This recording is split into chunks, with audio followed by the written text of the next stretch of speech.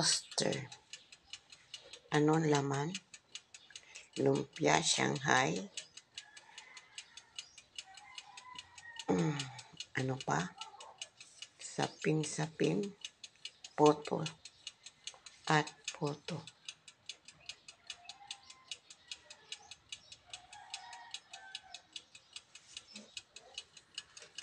Katabi nito ang rice cooker. Hanggang ngayon, hindi pa po kami nakaka-move on. Sige pa, reorganize this house of nanay who left suddenly.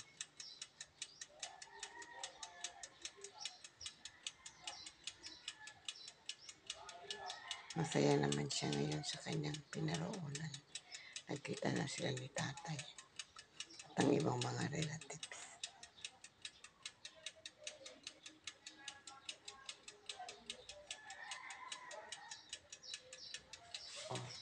Magulo pa kasi walang tubig. Ang hirap paglinis. Walang tubig, isang katutak na hugasan. Parating ang daming hugasan.